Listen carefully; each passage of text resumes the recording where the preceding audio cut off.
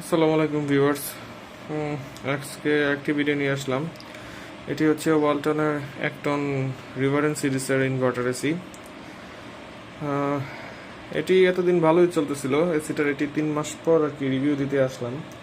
তো এটার নিয়মিত আপনার ফিল্টার ফ্রস্ট ক্লিন সবই করা হয়, কিন্তু দেখেন এটা নয়েজ কি পরিমাণ। আর মাঝখান দিয়ে দেখেন বাতাসের পরিমাণ একদম কমে গেছে।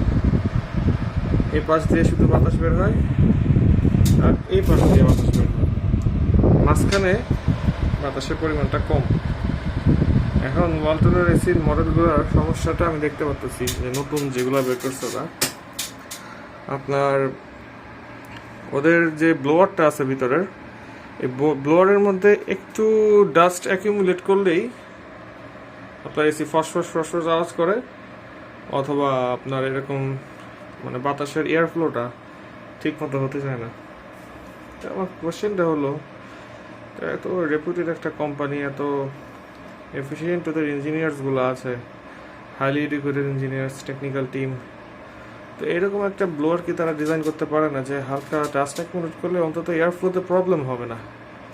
এখন কত কত জায়গা দেখি রেস্টুরেন্টে, হোটেলে এসির পর এসি চলতেছে, এগুলো বছরের পর বছর, 6 মাসে একবার সার্ভিসিং অথবা 1 বছর একবার সার্ভিসিং, কিন্তু প্রতি 3 মাস 2 মাস পর পর তো আসলে সার্ভিসিং করাটা খুবই এক্সপেন্সিভ একটা ব্যাপার।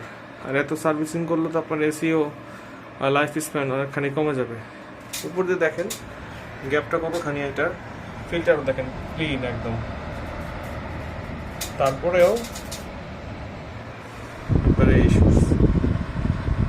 যাই হোক, আমি হয়তো এবারের মতো ওয়ালটন কিনেছি, যদি তারা ডিজাইন ইমপ্রুভ না করে আর এগুলো যদি নষ্ট হয়ে যায় কোনো কারণে, আই ডোন্ট থিঙ্ক আমি আর পারচেস করবো। হয়তো অন্য কোনো ব্র্যান্ড করতে পারি, অ্যাটলিস্ট যে ব্র্যান্ডটাই কিনবো সেটার ব্লোয়ারটা দেখে নিব যে ডাস্ট অ্যাকুমুলেট করলে প্রবলেম হয় নাকি হয় না।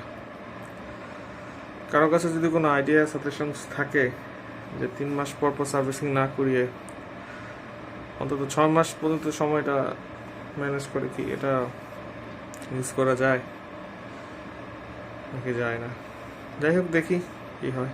But as a brand Walton খুবই ভালো, cooling, outdoor, indoor, everything is good. But বুঝলাম না, আমার যে 3টা এসি কিনেছি 3টার একই সমস্যা, ব্লোয়ার নিয়ে প্রবলেম আর এয়ার ফ্লো নিয়ে প্রবলেম, তো ইনডোরে।